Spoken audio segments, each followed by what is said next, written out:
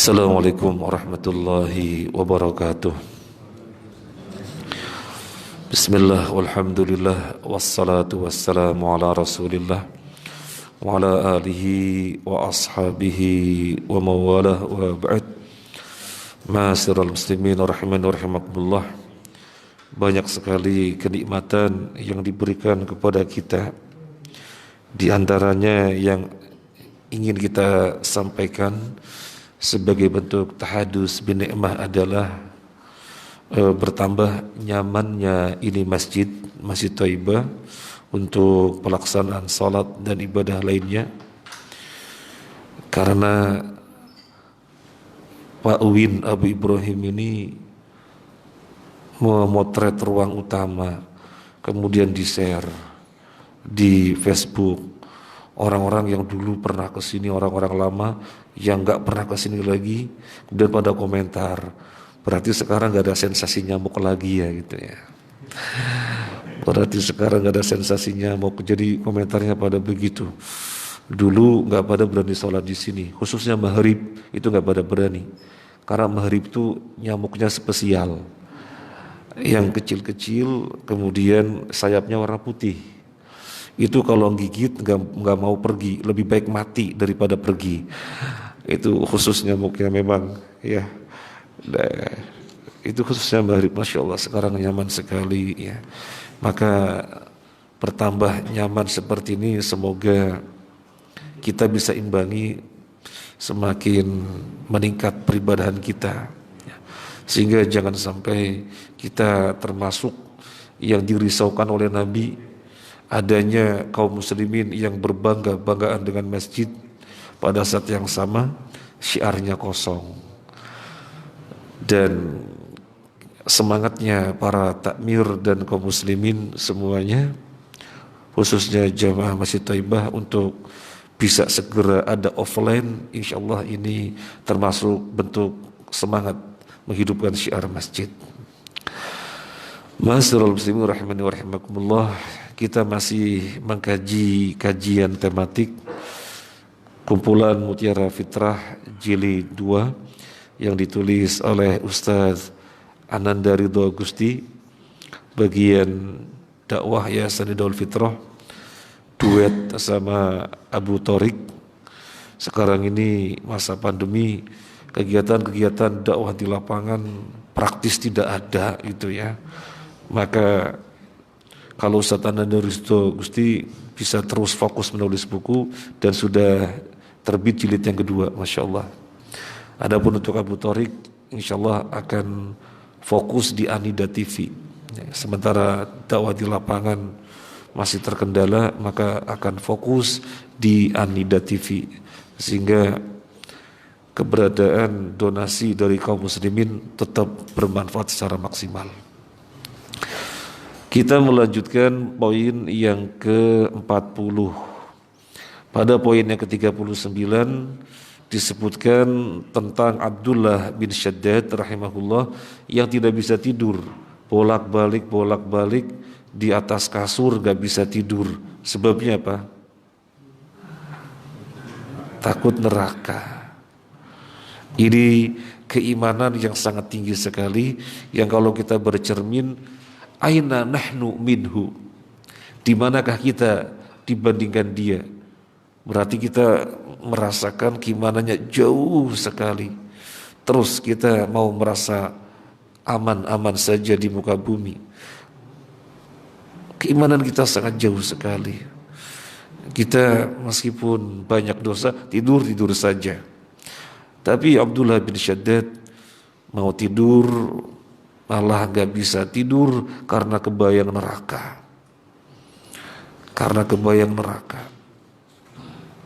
Sekarang kita lanjutkan 40 ciri pengkhianat. Al-Fudail bin Iyad rahimahullah berkata, man ra'a min akhin lahu munkaran fadhahika fi wajhihi faqad khanahu. Barang siapa yang melihat kemungkaran pada saudaranya, kemudian dia mentertawakannya, maka sungguh ia telah berkhianat terhadap saudaranya. Ini diucapkan oleh Fudail bin Iyad.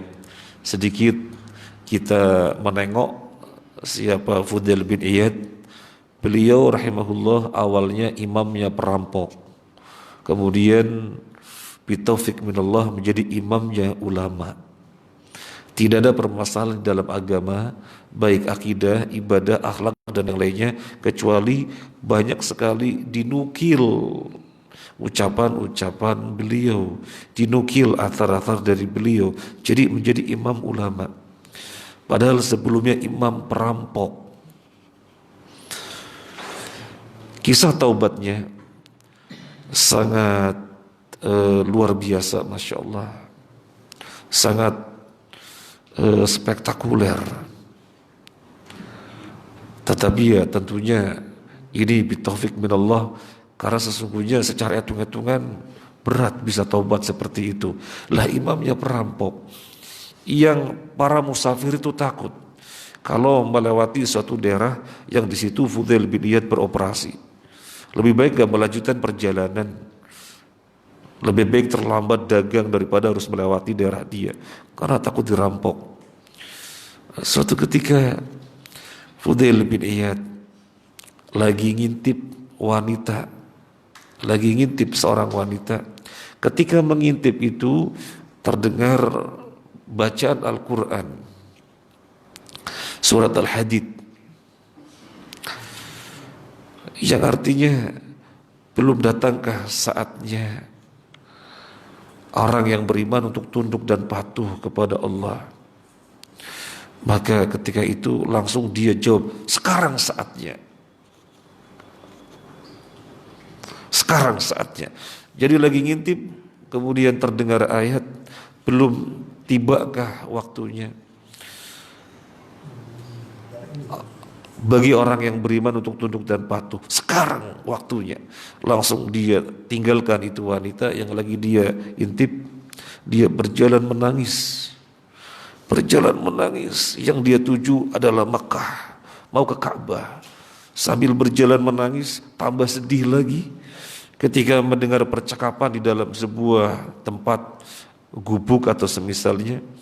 Percakapannya terdengar, sebagian mereka mengatakan, ayo kita lanjutkan. Sebagian menjawab, oh jangan, gimana dilanjutkan? Kalau ada Fudail gimana? Habis barang kita. Jadi mendengar percakapan itu tambah sedih lagi. Hidupnya selama ini mengganggu orang, mendolimi orang. Tambah nangis, sampai kemudian sampai di Mekah, di Ka'bah. Banyak beristighfar, banyak tobat, banyak belajar. Sampai menjadi imamnya ulama.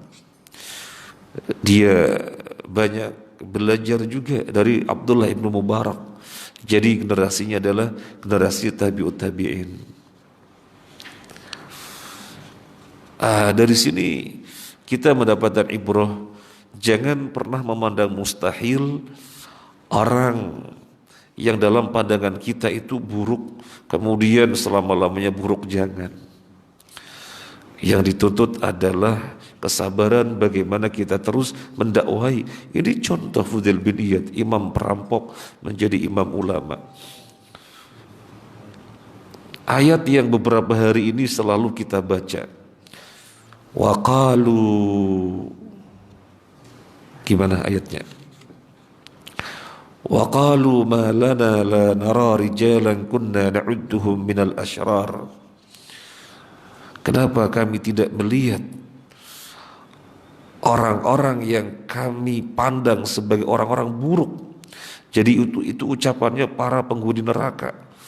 Wa qalu ma lana la nara rijala kunna na'udduhum minal asyrar.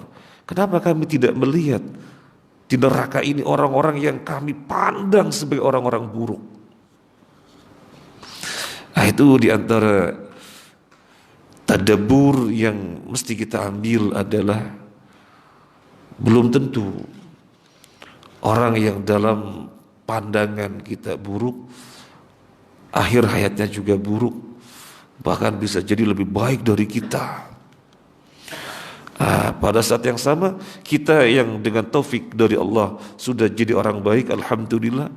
Jangan kemudian merasa tenang, nyaman, lalu terlena.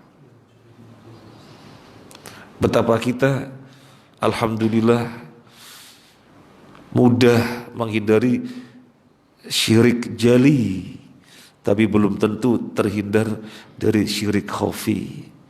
Syirik jali, syirik yang gamblang, alhamdulillah kita mudah menghindari. Tapi kalau syirik khafi, syirik yang tersembunyi, belum tentu berat.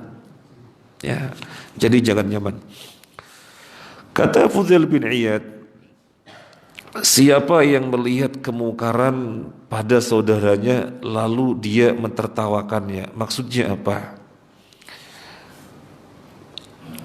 Saudaranya terjerumus ke dalam kemungkaran, tetapi dia tidak merasa risau, dia tenang-tenang saja, tertawa seakan-akan gak ada masalah, maka berarti dia telah berkhianat.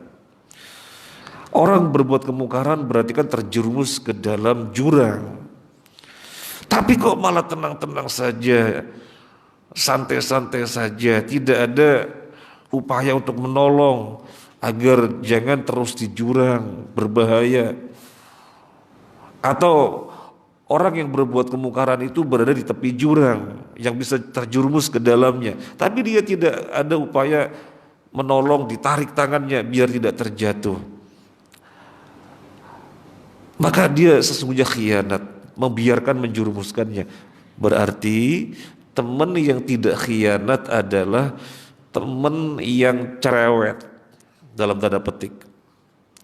Teman yang tidak khianat, teman yang hakiki, teman yang sesungguhnya, teman-teman sejati adalah yang cerewet dalam tanda petik.